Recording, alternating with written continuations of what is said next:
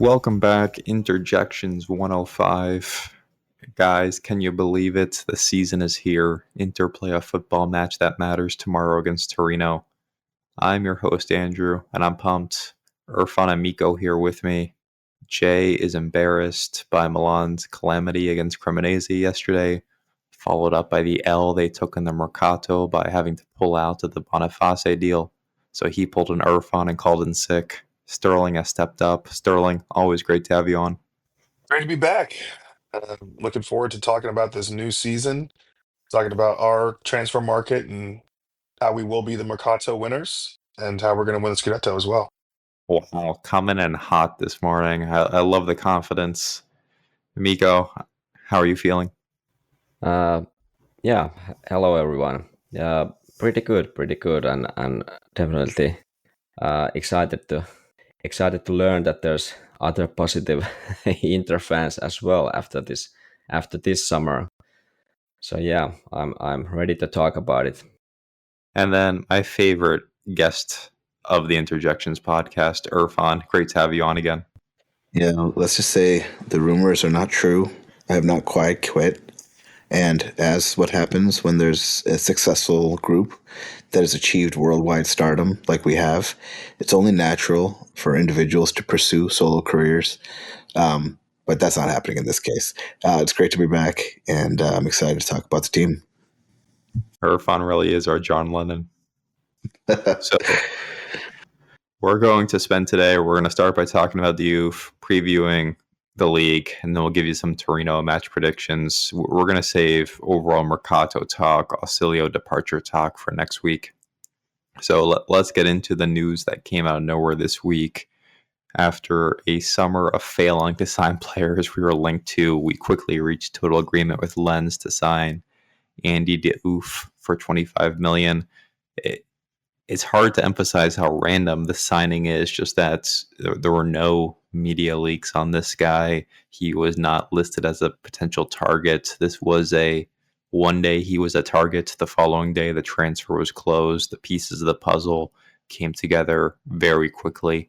And there are a few angles to take when you think about this transfer. First is the player himself. And look, no Inter fan, including myself, can look you in the eye and pretend they've seen Andy Diouf play any meaningful amounts of football. No one watches Ligue 1, and if you do watch Ligue 1, you aren't turning it on to watch Lens.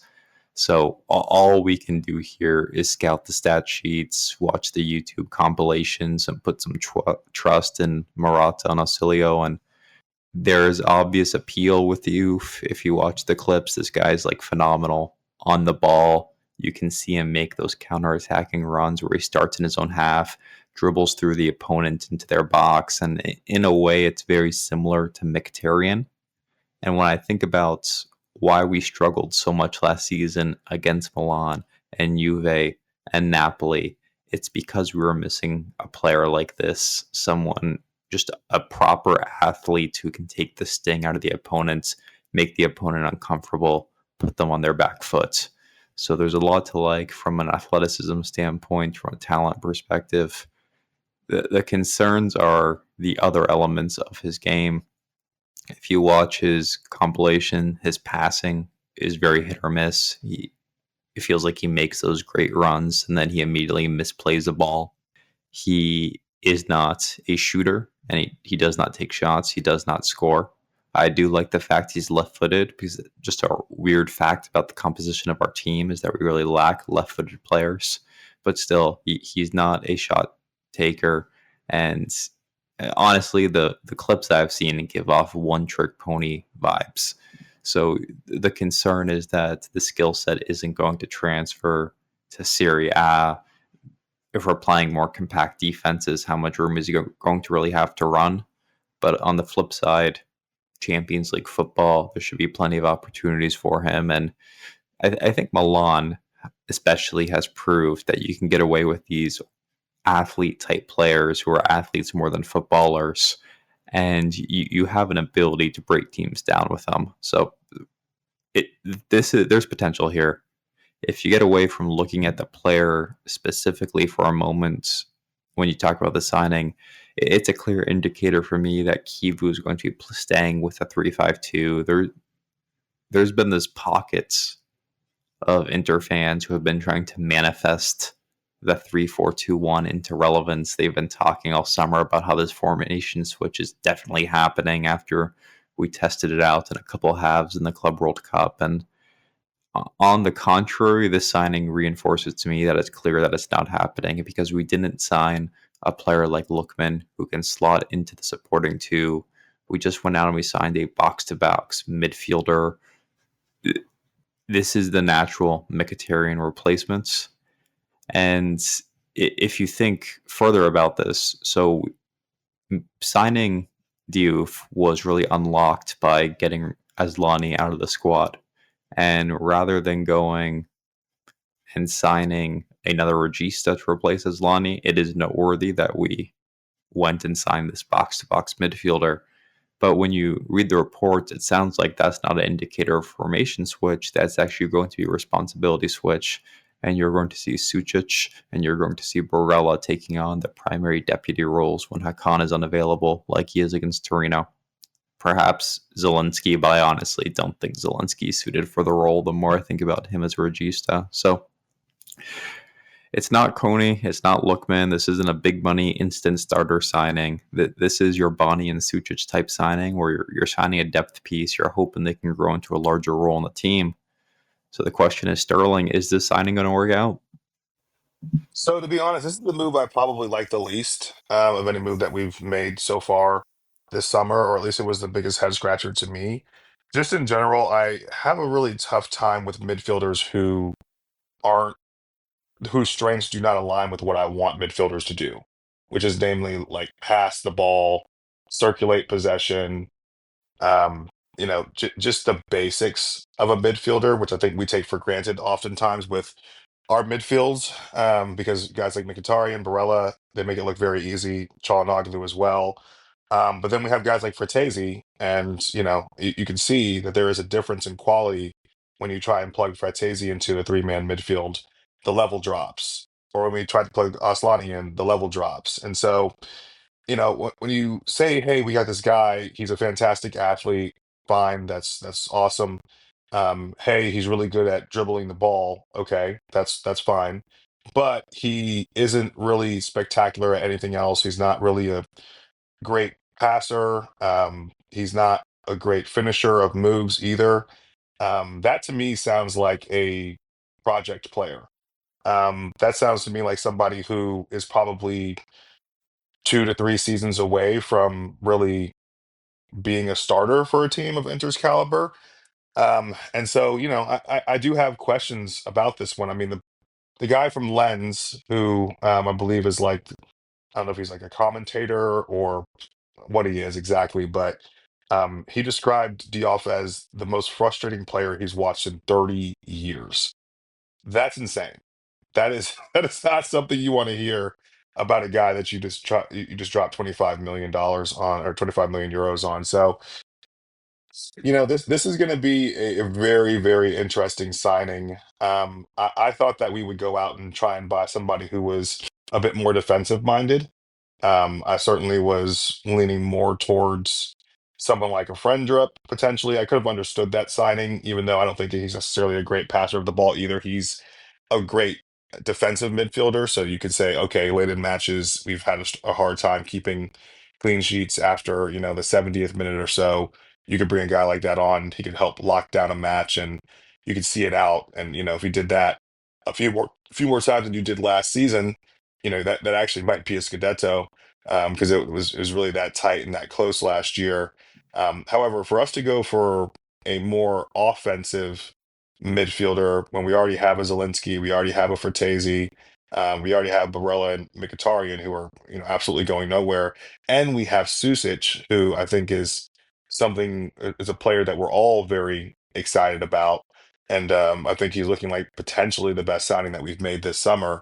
That's a guy I think you still want going forward in one of those Mazzella spots. I don't think you really want him to play as a regista, although I think that he probably will be the regista tomorrow. It's a him or Barella, essentially. So, I'm fine with us sticking with the 3-5-2. I think that that's the right move. I think that the 3-4-2-1 pipe dreams that we had were always going to end up being some type of a nightmare scenario where we lacked balance because we don't have the right type of player for it. But from what I've seen, Diouf is not somebody who really has thrived in the double pivot. So I don't think that this signing is going to help us move closer to that either.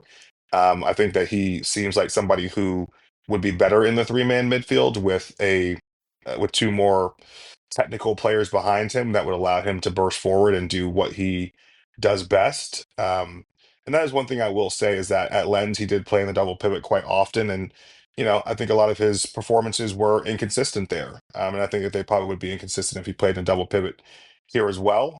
So hopefully the 3-5-2 will help unlock him. And one thing you will say is that, we have a very good set system that essentially he could plug into. We know how to play the 3-5-2. We've been doing it since the Conti era. So, it's not like he's coming into a team that's in disarray. We're not Man United. We're a team that is settled with a coach who's new and green, but a coach who also knows Inter very well, was working at the club during Inzaghi's years, has no plans on making sweeping changes.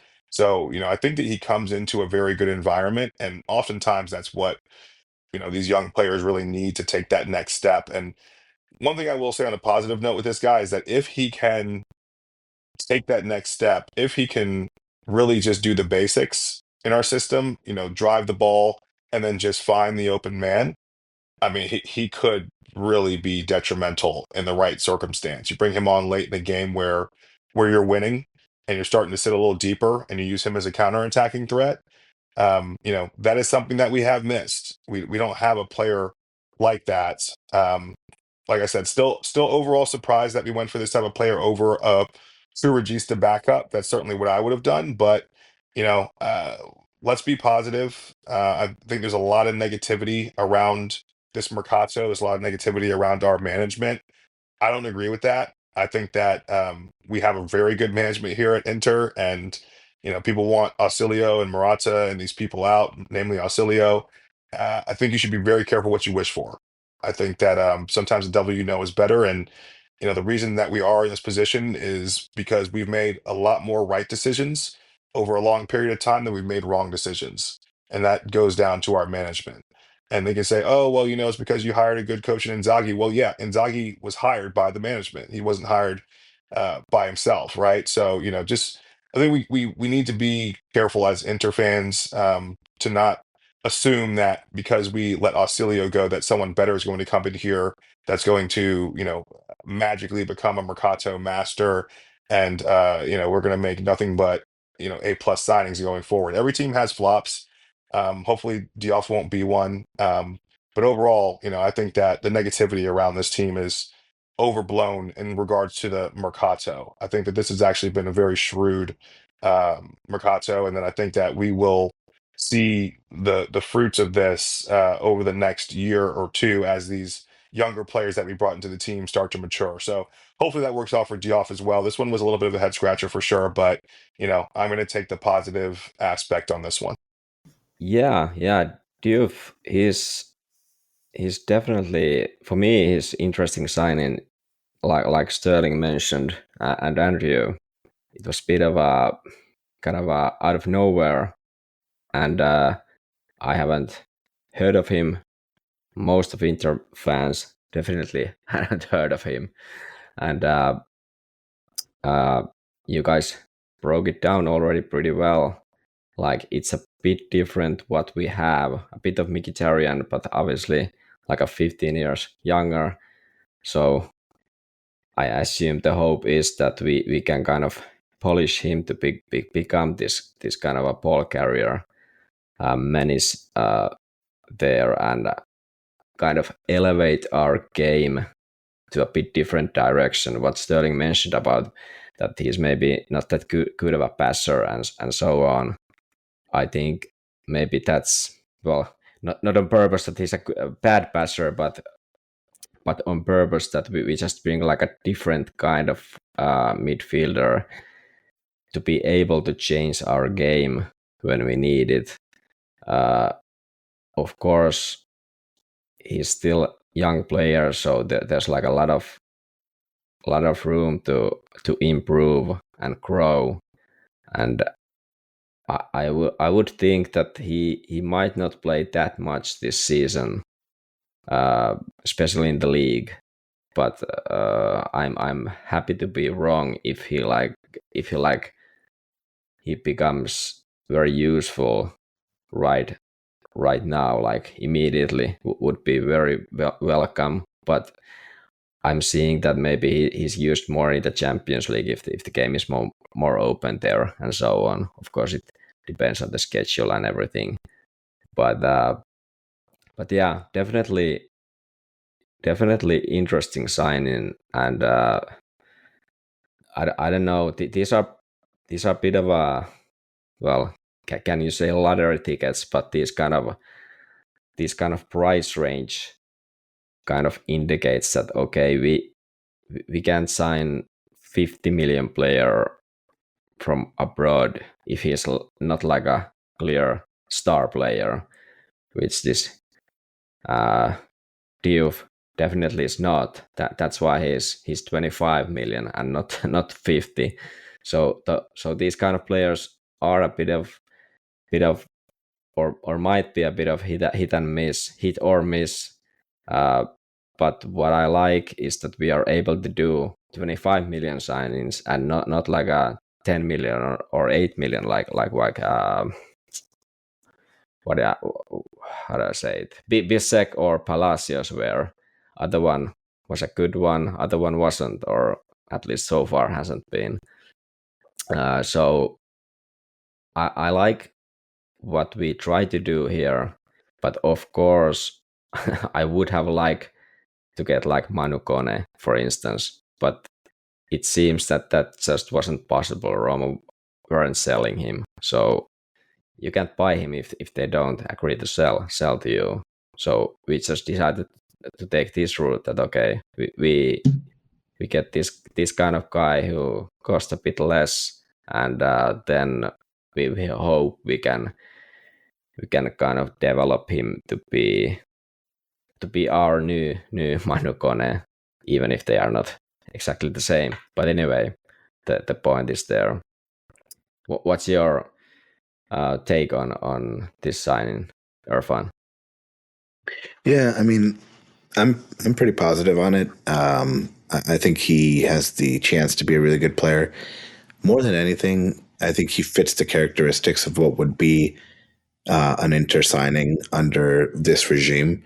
Like, I don't think we can lose sight of the fact that, again, and I've harped on this a little bit, but some of the rumors that have come out about our potential signings, I just don't buy. They don't pass the smell test. Like, we're under a regime that's not going to spend that sort of money. And it's funny, even now you said you would have liked Kone, but Rome wasn't selling him. I just don't buy the narrative that that's the case. They're not selling him because we're not going to pay the money that they want for him, and it's the same thing with Lookman. It's the same thing with all these players. Like, I just don't believe when you look at the way this club has been operating in the last at least 2 years, there's any reason to believe that we have 45, 50 million to spend on one individual player, regardless of who that player is, regardless of what opportunity comes in. Like, I just don't see that happening. For Lookman, it definitely didn't make sense. True. That's not I true. don't know. We'll see. I mean, it hasn't happened yet. We're It linked. seems like we were making the offer to Again, Lanza at least. Proof is in the pudding, guys. Nothing's been executed. We haven't spent more than 35 million or whatever on a player since Pavard and Fratesi. And a lot has changed with our financial outlook since then. All of these rumors about how we were going to spend so much money and all this, and all you have are players like Sucic and Henrique and this guy. So I think we should just accept that that's the standard and that's the amount of money that's available for individual players and just judge based on that. And if you judge based on that, I like the signing because he's a young player. He's fast. He's athletic. He can move the ball forward. He can push forward. He can drive forward. All of that stuff is good.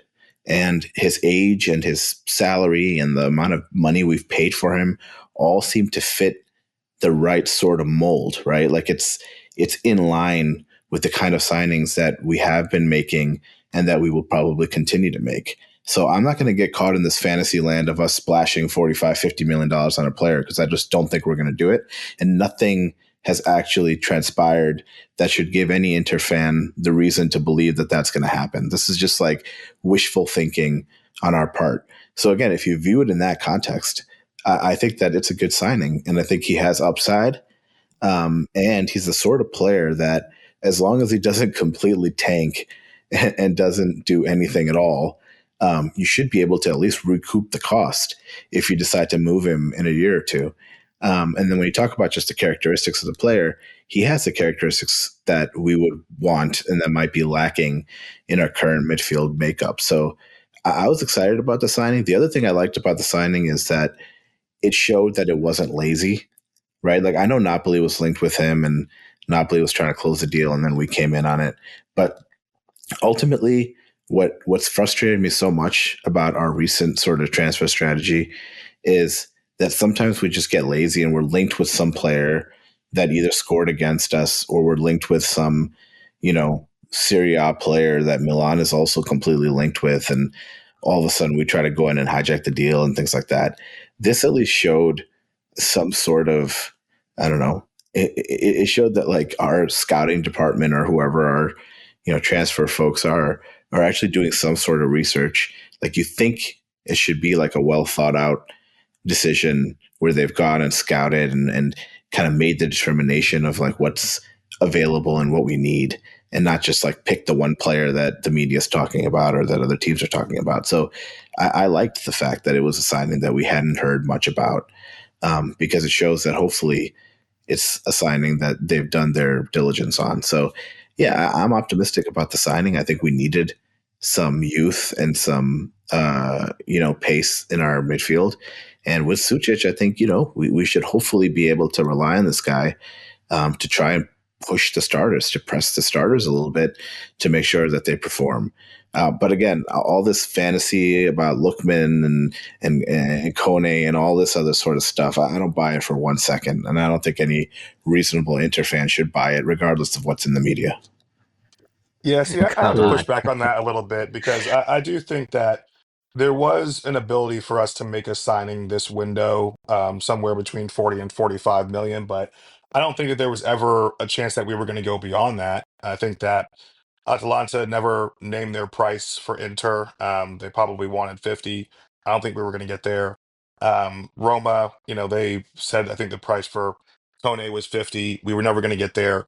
It's true, I think that we do have some pretty set, rigid financial structure that we're going to adhere to under Oak Tree, but I mean, there's some very, very reputable sources that made it quite clear that we did bid over 40 million for Lookman. I don't think an official bid. I'm not sure if an official bid ever went through for Kone, but I think that there was an ability for us to make a signing somewhere in that 40 plus bonuses range to maybe get to 45. But I think that that was really like the top end of our market. And what I'm seeing now from the moves that we have actually completed is that, maybe that was it for us. Maybe we were going to potentially blow our budget on one player that we thought really improved the starting team, and then anything else was going to be a quote unquote opportunity, as they say, depending on if somebody like Pavard left in the defense or depending on how much we got for an Aslani, for example.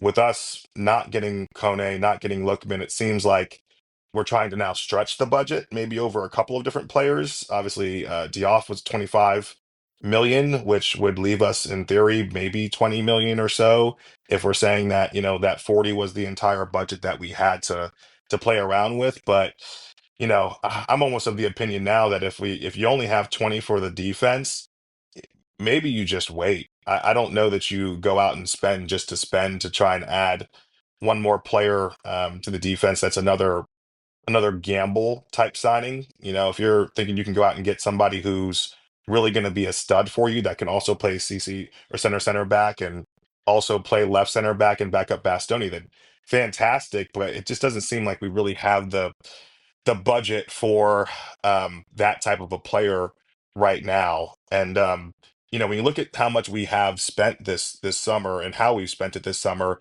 it does seem like for unproven players, there is about a $25 million maximum that we're willing to spend and about a $2 million um, salary that we're willing to offer. So, if a player doesn't fit within those parameters for the unproven, large Serie A name type players, then that's pretty much where we're drawing the line. Because I think even before we ended up moving on to Diouf, it was Cisse from Rennes that we were linked to. And it seemed like that was who we wanted to offer first. We went there. We asked them what the price was. They said it was over 30 million. We immediately moved on. We didn't even negotiate. We went straight to Diouf. We offered the 25. They accepted. Okay, boom, done, and he's here. So, I think that there are some set parameters here, but I don't think it's fair to say that it's pie in the sky or ridiculous to believe that, we were going to offer significant money for one individual player because I mean I think we really did. It really and when Marat is talking in the media about a player like Lookman, which a sporting director never does, it's because we made a real offer, in my opinion.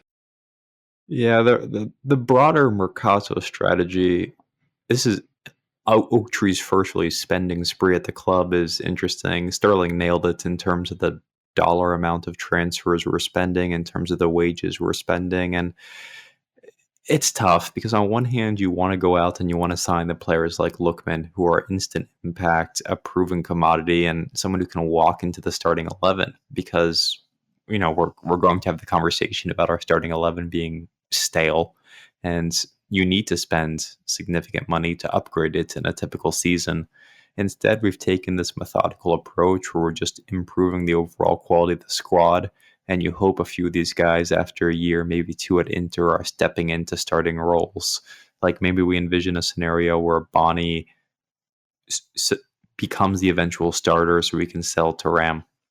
This is the model we're under, and there are two main points about it. One is that this has Oak Tree written all over it. This is what these funds like to do because one, it's lower risk. If you're only signing someone to 2 million net wages, guess what? They're very easy to sell. You saw the opposite with, Asllani's a poor example, but you've seen the opposite with guys like Taremi, guys with Zelensky, right? When you sign these players on massive salaries, there's only like 10 clubs in the world who can take them. Just about any Serie A club can somehow fit 2 million net into their budget. So we're increasing the saleability of our players. Oak Tree, I'm sure, likes that. They like the idea of the club being relatively liquid. So if a great offer comes along, we're ready to pounce. And overall, though, you can't be upset about the amount of money we've spent this summer. Like, we've made a significant investment in the squad. So maybe not the instant impact guys we want, but when you think about no longer having to watch a Taremi, a Correa, an Arnautovic, there should be upgrades built in here. You don't have to watch Darmy and our right wing back anymore.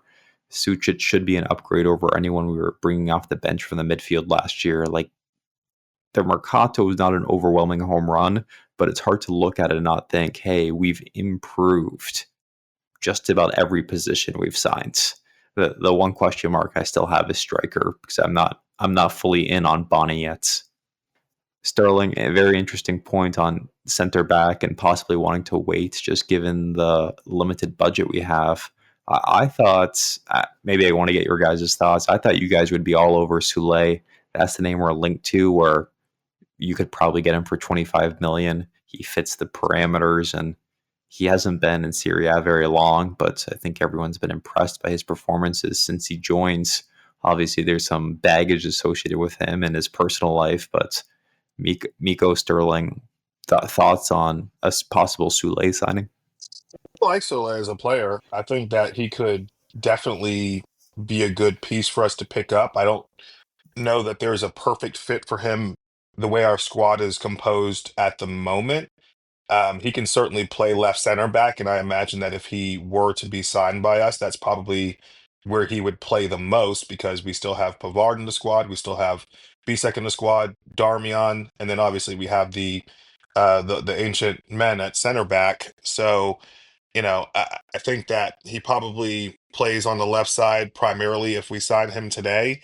He is an improvement for sure, because we haven't really had a Bastoni backup whatsoever. And, he's another player who brings really good athleticism. The thing with him is that he does have a sketchy injury history. He does have obviously the off the field stuff going on as well, and that's always a concern because players can't play if they're in jail.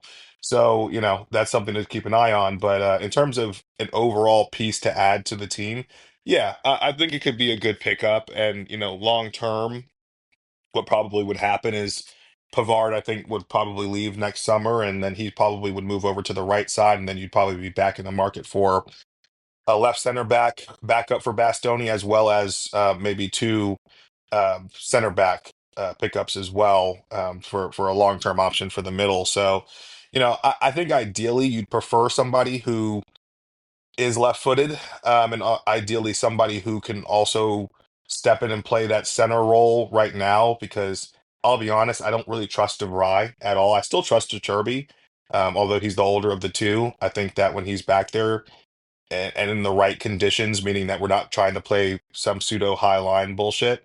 I think that if you set him up for success, especially with some additional screening from the midfield, that we can still get some really good performances out of him.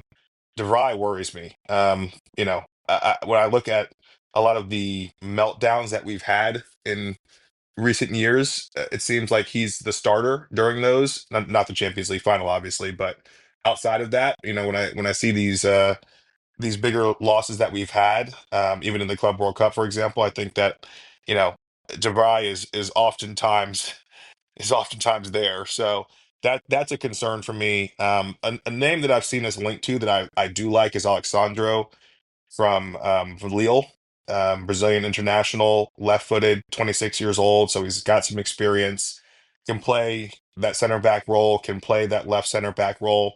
He'd be a fantastic signing. I think Guaro, I don't know what his last name is, but he's pretty heavy on Twitter in terms of transfer news, and he's been pretty accurate, I think, for Inter historically. But he's, I think, been hinting towards that being the player that we would like, because he keeps on saying, "Oh, the players between 25 and 27." Well, Alexandra is 26, and I think that's if you look at where we've been buying players from this year, it's been France. So I wouldn't surprise me if that's a player that we try and make a move for towards the end of this market. That would be, I think, a good pickup if we can make it happen. But again, the question becomes, how much money do we actually have to spend on a last minute acquisition of a center back when we're not selling Pavard or anybody else from the squad? And I do question whether or not that is a realistic possibility for us, that we would spend beyond the 25, if we would even spend the 25. So yeah, it'll be interesting, but Sole, listen, you're not going to hear me complain whatsoever if that ends up being a last minute deal that we can pull off. All right, final word on the mercato. Mikko, do we sell Pavard? No, I don't think that's gonna happen. I think he wants to stay, and he's not leaving. I tend to agree with you, but we'll see. There's been lots of reports of both French clubs, Turkish clubs, a Saudi club, all interested in him. And it's too late in the mercato to sell Pavard. Way, way, way too late, especially in a World Cup year. But we'll have to see what happens. All right, let's get into the league preview. Hard to believe it, but the league is already here, as we hinted at in the opening. Already a couple matches yesterday with Milan going down gloriously and Napoli starting off their Serie A defense with a McTominay goal. No surprises there. We're going to go through and make some predictions for how we think the league's going to go this year. I want to start with a Scudetto winner. So, Irfan, who do you think is going to win the Scudetto this year? I think Milan's going to run away with it.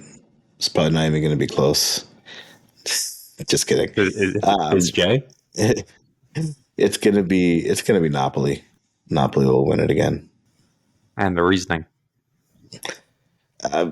They've strengthened their squad. I know they're going to be fighting on multiple fronts this year, but they've gotten better. They've added a lot of good pieces.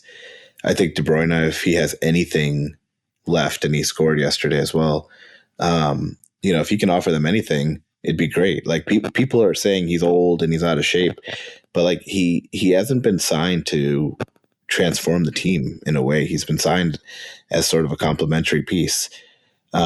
So I think they have a lot going for them. I think they're very high powered. They signed Bukema as well. I think they just have a good balance. We know what Conte can do. I don't feel like they've stagnated. I think they've gotten better this year. So I don't know. It's hard to bet against them. And we also know that unlike what Inzaghi used to do, Conte doesn't have much of a problem tanking like cups and other sort of European aspirations if he thinks the league is in play. And so I wouldn't be surprised if Napoli have a early exit from the Champions League and then they focus again on the league. So it's hard for me to see a reason why they would falter. I think they've gotten better. So then the question becomes, has anyone that was in striking distance of them gotten significantly better? And I don't think we have. I think there's just too much uncertainty around us and our transfer window so far and our manager so far to suggest that we can knock them off. And frankly, I don't think Juventus or Milan or anybody else, Atalanta, have improved enough to really give them a threat either. So that's why I think you got to go with Napoli. The Lukaku injury does not scare you off at all? He's going to miss the first 4 months of the season. No, that's fine. He's kind of worthless anyway. I think they signed Lorenzo Luca, who is someone I'm not a fan of at all, but he'll be leading the tip of the spear for them this season. But yeah, very, very busy mercato for Napoli this summer. Conte and De Laurentiis had their coming to Jesus moments where they decided they want to continue together. I know we all like to make fun of Conte's abysmal record in Europe, but like in the new Champions League format, it is almost impossible to get eliminated in the like first league phase. Like they're guaranteed going to at least a playoff where you cut down to 24 teams, right? I mean, it's impossible to get knocked out that early. So we'll see how long Conte has to manage competing responsibilities. Mikko, Scudetto prediction. Irfan explained pretty well why Napoli is. I think they are a favorite for this season, mostly because of course they are the title defenders, so that's automatically kind of making you a favorite. But also how they did their business improving the team. They're gonna get, like you just explained, they're gonna get 8 group stage or league phase matches in the Champions League, plus at least two knockout matches. Either the real knockouts or then the playoff round knockout. So that's 10 matches on top of the league and Coppa. But the depth of the team has been improved a lot. And what is kind of the making them, in my opinion, favorites as well is that we have this kind of a coach who has less than 15 Serie A matches in his career as a coach in Kivu. So that's always a bit of a, it's not a head scratcher, but that's a bit of an unknown thing, like what Kivu will end up bringing to the table, what he can bring. But then again, when we look back to the last season and how Napoli played, how we played, I'm going to say that we lost the Scudetto to Napoli and not that Napoli won the Scudetto from us, because I think Napoli, they didn't play that well at all compared to us. We just kind of messed it up by ourselves. And if Kivu can kind of continue Inzaghi's work, he has Inzaghi's technical coach still, He didn't left Inter. So I'm thinking if Kivu can continue Inzaghi's work, the tactical work, and doesn't try to change too much how we play. Now we've improved our depth. I think we're gonna challenge them for real. But I'm going to say also Napoli this time. I'm going to go this jinx route now, and I'm going to go against Inter winning because of this kind of inexperienced coach versus very experienced league coach in Conte. Wow. I'm falling out of my chair right now. I thought Mikko was the Inter Scudetto prediction lock, so instead I have to go to Sterling for the Inter Scudetto prediction. Inter Scudetto prediction. Lock it in, baby. We're winning. No, I really do think that we will win it. I truly believe that. Napoli, I think, is the favorite on paper. They should be. They're the reigning champion. They kept their coach, who is probably the best regular season coach in terms of the 38 matches. I think that he's proven that across multiple leagues at this point. But I really think that there's a fire and a hunger inside of the team this year after the embarrassment that the end of last season was. It seems like the team is refocused. Dumfries came out the other day and said that he views us as the favorite, and I know some people don't really like it when players make those types of comments, but I like it. I think that players should feel confident and should feel like they're the favorites. Leave that for the managers to play the mind games and say, oh, Inter's the favorite or whatever it may be, like Conti loves to do. And Oriali, who used to work here under Conti and was also here during the trouble season, said the same thing the other day, that the only team that basically has an obligation to win the Scudetto is Inter, and all of us are just looking up at them, and we're just trying to improve and get better. Get the hell out of here. That's so soft to me, especially for a team that is the reigning champion.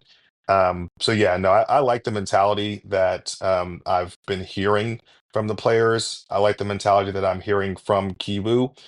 But Kivu is the risk. There's no doubt about that. If we get off to a slow start or we're struggling and, we look up at the table and it's October and we're already, 5 points behind Napoli, there's going to be a lot of pressure. And there's a question as to how he will deal with that pressure. I think he has a good temperament, seems like he has a good mentality, but he doesn't have experience. No matter how high of a level you play at, being a coach is just a different thing altogether. And he's got 13 Serie A matches. So, we'll have to see how it goes. But like Mikko was saying, I like the fact that he's not trying to make sweeping changes. I like the fact that we still have the same technical coach that we had under Inzaghi. I think that really this is a good situation for a fledgling coach to walk into. We have senators in the dressing room. He's not going to run into any real dressing room issues there in terms of managing personalities, in my opinion. I think the players do respect him because they've been around him. It's not like he hasn't been at Inter during their tenure as players as well. I mean, he was the youth team manager, obviously, but it's a face that they're familiar with seeing, and he understands that he doesn't need to recreate the wheel. He wants to be a little bit more aggressive. He wants to be a little bit more vertical. He wants to, get rid of some of the passing around the back. I think all of that's fine. I think the players can get on board with that. And again, I'm really glad that we're going away from the 3-4-2-1 idea because our formation was not the problem last year. That was not the issue, in my opinion. I think the issue was number one, our players were unfit. We were very sluggish throughout the entire season. And number two, we had absolutely no depth whatsoever. So our starters actually they absolutely got ran to the ground. So I think we've addressed both of those issues. The first thing Kiwu did when he came in was bring a new fitness coach. And he ramped up the intensity of our preseason. The players have said that the training sessions are longer now by about 30 minutes. I think Inzaghi used to train for about an hour. Kivu's doing about an hour and a half. I think that type of stuff will pay off for us. And so having a team that is a little bit more mentally engaged than we were last season, which I think we were not mentally engaged at all in the Scudetto race. Having a team that's a little bit more fit and having a team that has actual quality off the bench that is younger and has the legs and can impact matches.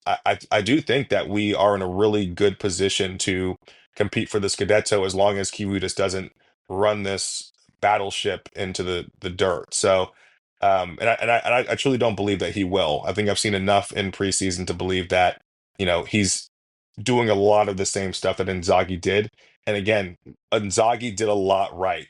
It's not like we need to change that much. My issues with Inzaghi were more so that he used to ride the same players over and over again and never wanted to ever integrate any type of young player or anybody into the starting lineup whatsoever.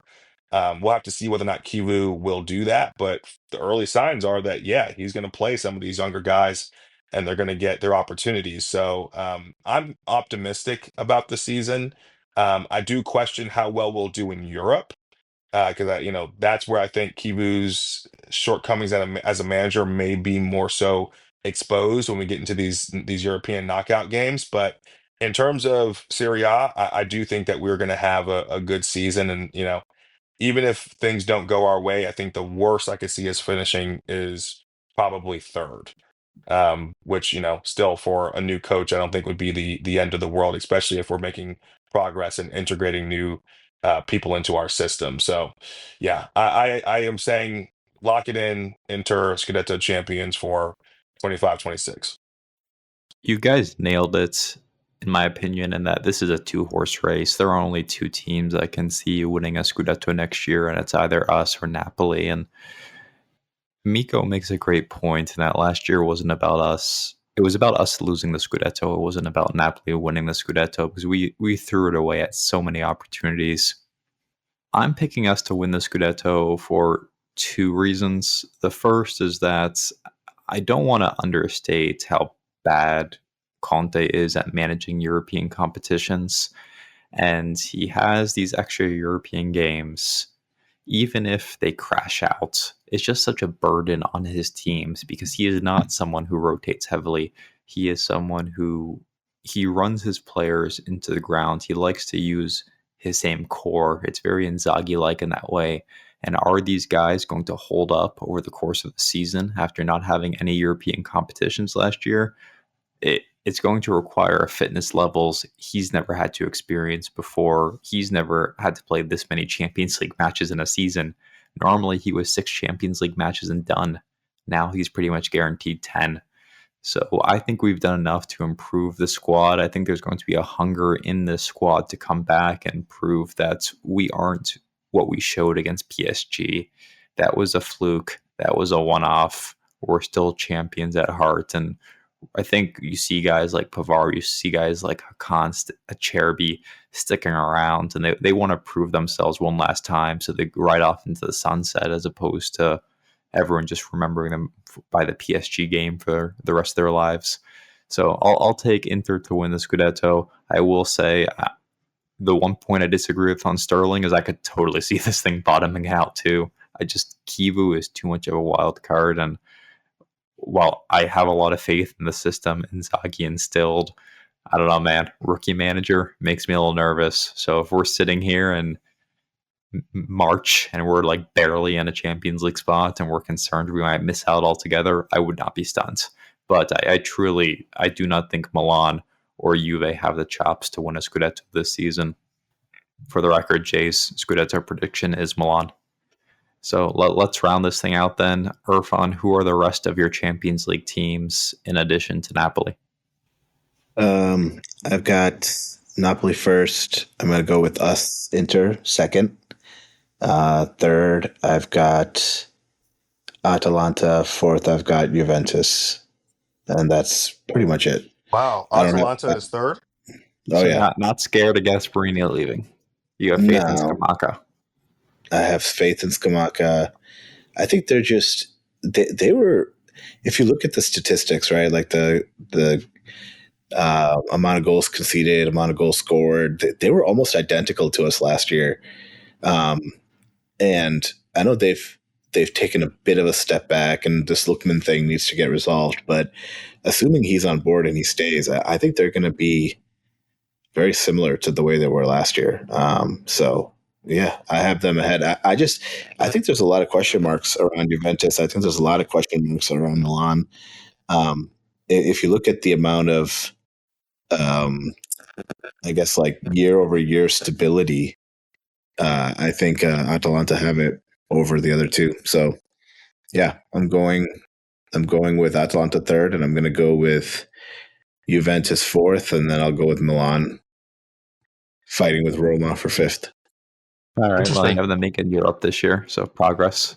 Mikko, who do you have in addition to Napoli?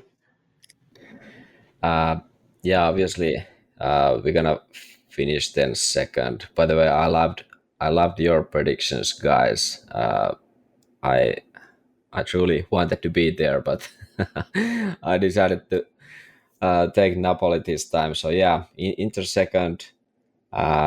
Then I'm going to go Milan third.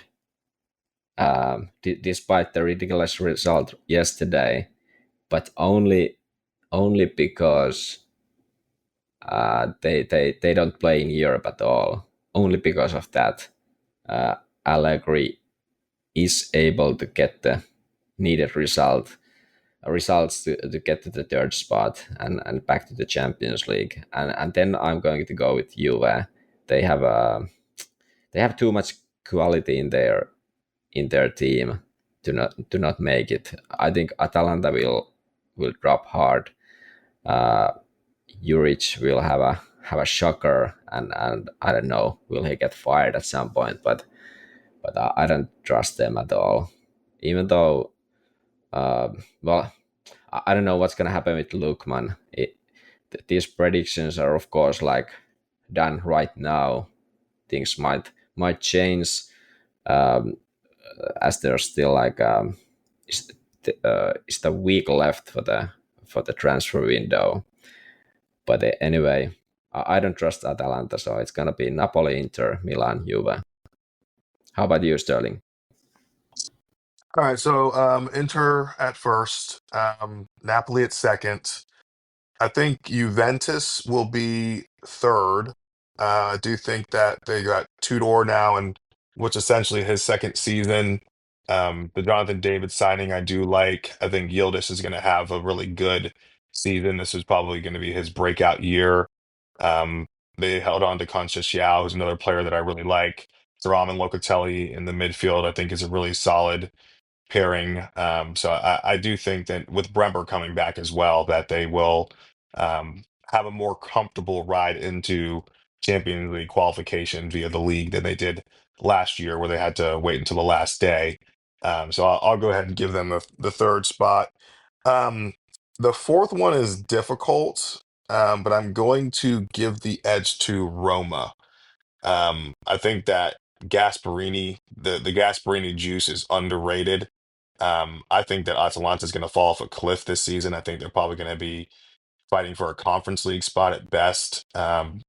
Just because one, he left, but also because I think, will still probably lose Lookman ultimately, not to us, but maybe a foreign club in the last days of the window. And if you lose Retegui and Lookman in the same window, that's like all your goals walking out the team. Even with the Kristovic signing, I have a hard time seeing them replicate anything like what they did previously. So I think they're going to go away. So yeah, I think Gasparini at Roma will be a very good match long term. I think he's got some decent pieces there. I think they still need a winger or two. So keep an eye on what they do in the last days of the mercato if they're able to pull that off. If not, maybe Milan will slide into that last spot there. But you know, and maybe it's also because I've already seen Milan's first match of the season, and so maybe I have a little bit of recency bias here. But I have serious questions about their mercato and some of the decisions that they made with releasing some good players.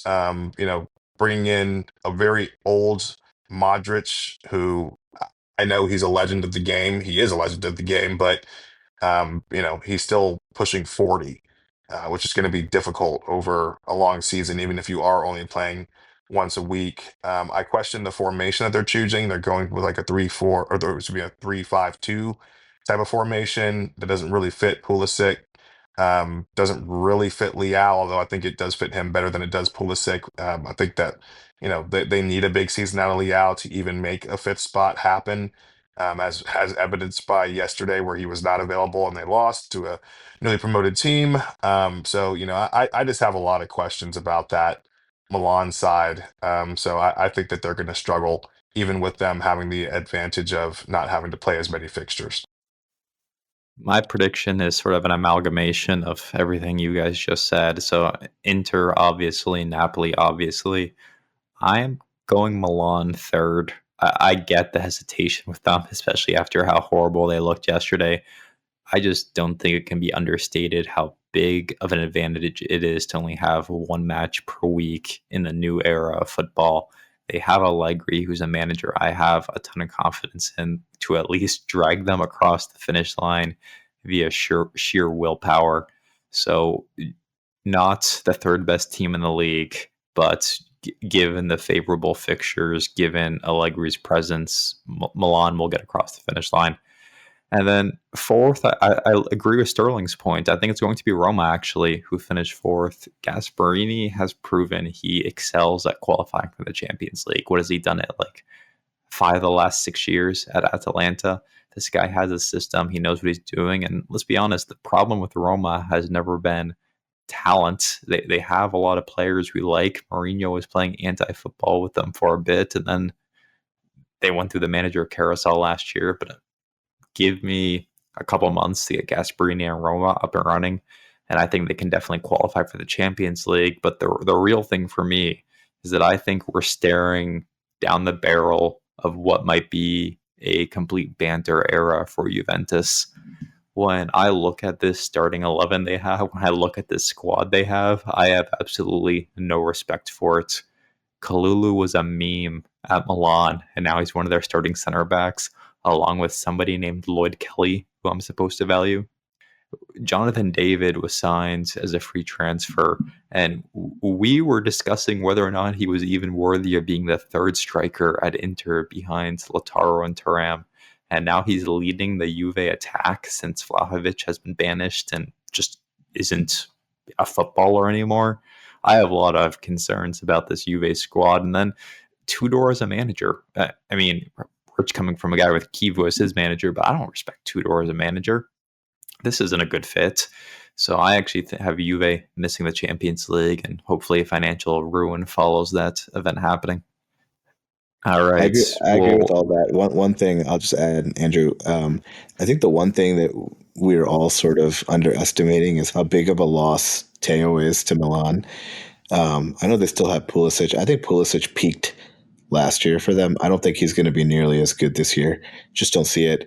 And Liao, when he checks in and plays, he's good. But that's at maybe like a 50% clip, if that.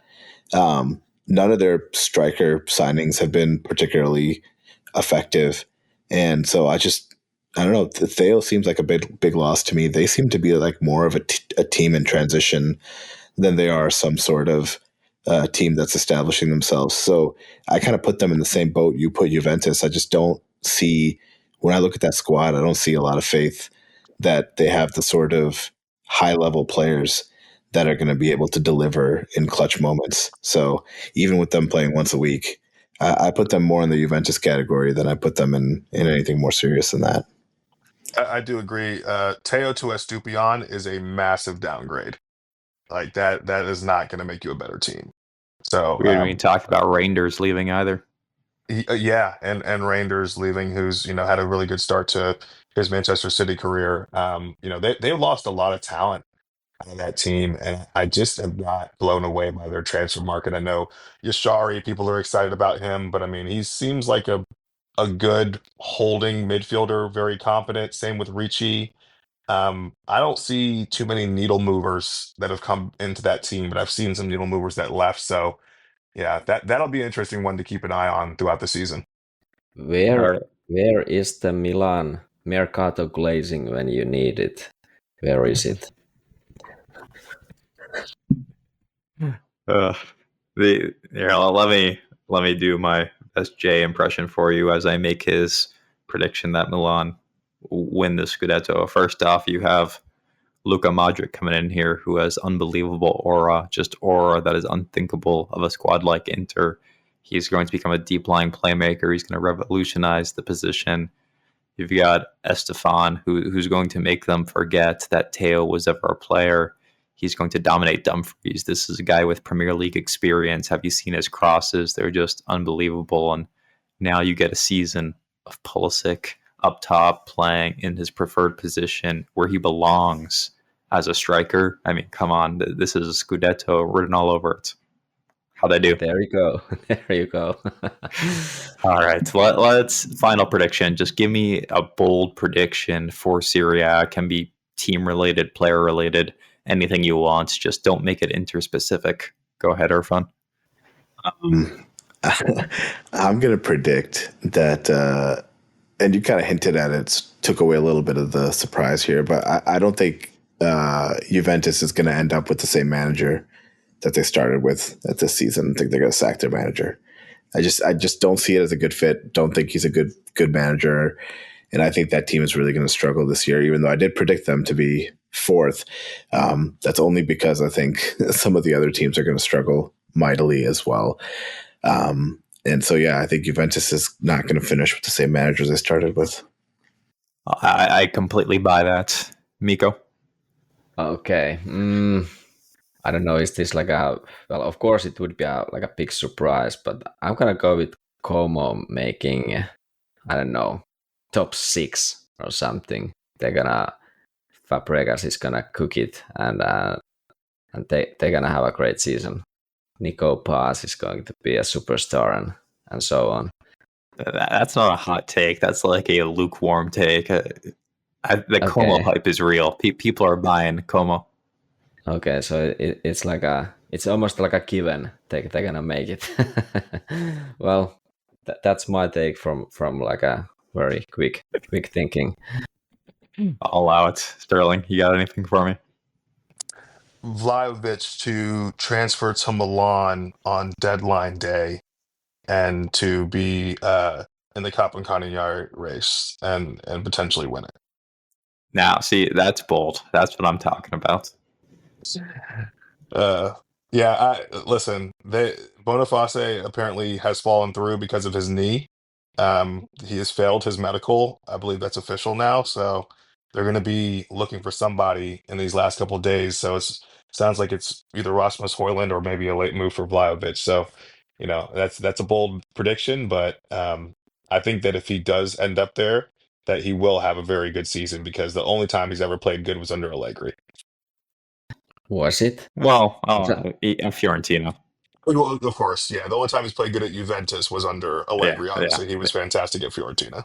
I was going to say for Mikko, I can't believe you didn't predict that the combination of Pioli and Dzeko would lead Fiorentina to a top 4 finish. I'm absolutely shocked that Dzeko has not been mentioned by you and Fiorentina has been slept on by you.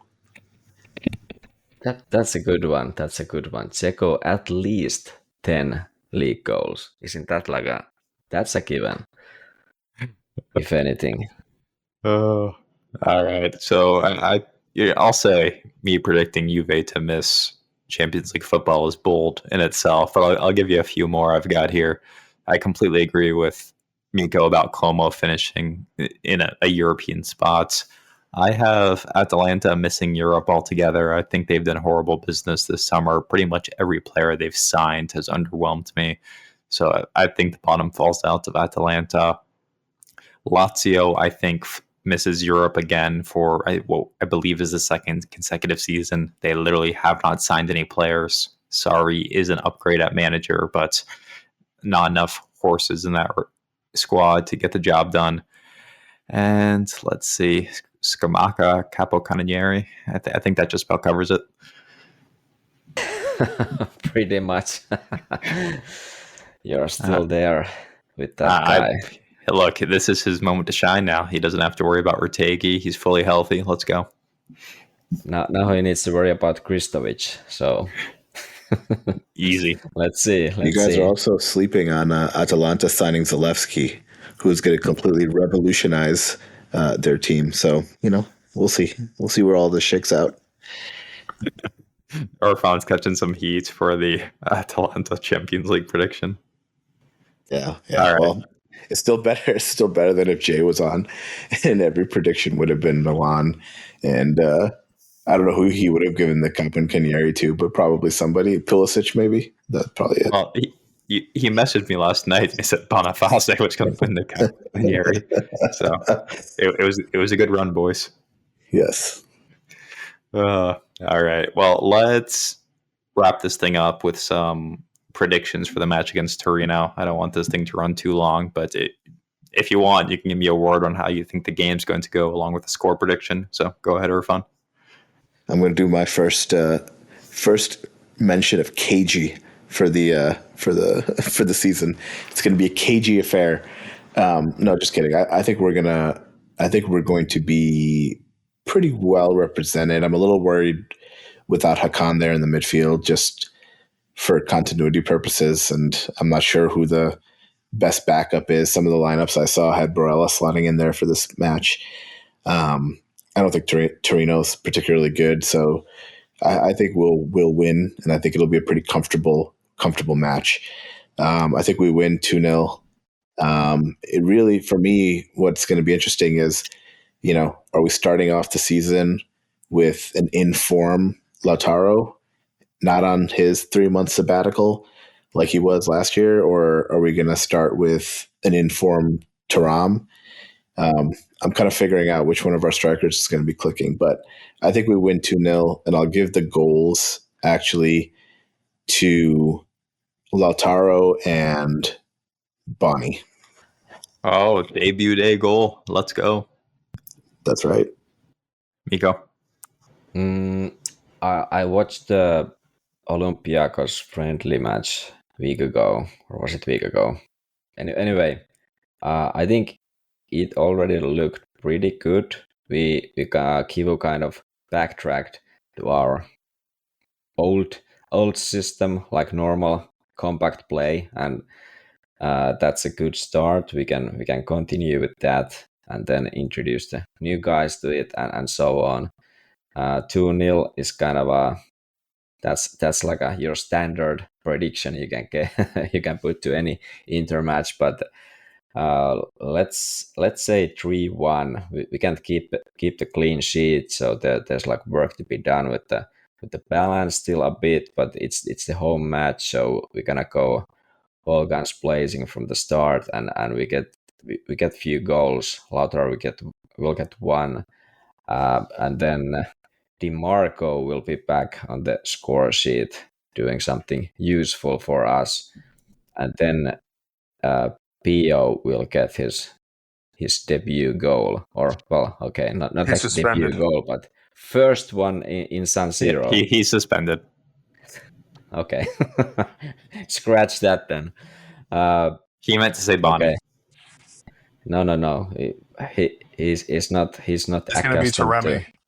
Scoring. No, Taremi wasn't registered at all. We can't use him. I know. So scratch that as well. I'm gonna give it the third one then to Dumfries. So we impacts back to scoring. All right, yeah. Sterling. I'm gonna go with a 3-0. I think that we will get off to a really strong start. I didn't realize, actually, I thought we were going to be on the road against Torino initially, but I can't remember too many times where both us and Milan had home matches in the same weekend. But I guess with it being on Monday, it's certainly possible. So, yeah, us being at home, I think it's going to be a more comfortable start to the season. I think the team does seem fired up. So I think, 3-0, keep the clean sheet. For the goal scorers, I think Lautaro, brace, and then 1 for Thuram. Yeah, with the Olympics in Milan next winter, us and Milan both have to miss 3 home games in a row, I want to say. So you'll probably see more of it, like front-loaded home fixtures of us both being at home on the same weekend. That makes sense. I will go with a 2-1 Inter win. I mean, come on, guys, we can't make things easy. That's ridiculous. We're gonna sweat it a little bit. We'll take a 1-0 lead. Let's say via Lautaro, concede a goal to I don't know, Vlasic. I've always liked Vlasic. He's a good player. Concede a goal to Vlasic, and then we have to find a late winner. But I love the idea of a debut goal. I love the idea of one of these new guys making an instant impact. But it's not going to be Bonnie. It's going to be Luis Enrique cutting in and scoring a nice curler. Cagey win. There you go. Jay's prediction is 2-1 for Torino. Obviously. All right. Well, I think we'll end things there. Great having you all on today. Glad we're able to do this. We'll catch you all next week. Like I said, we'll do a Mercato review, assuming everything is finalized by then. Until that point, Mikko, take us away. Forza Inter, Forza Kivu. All right, thanks, guys.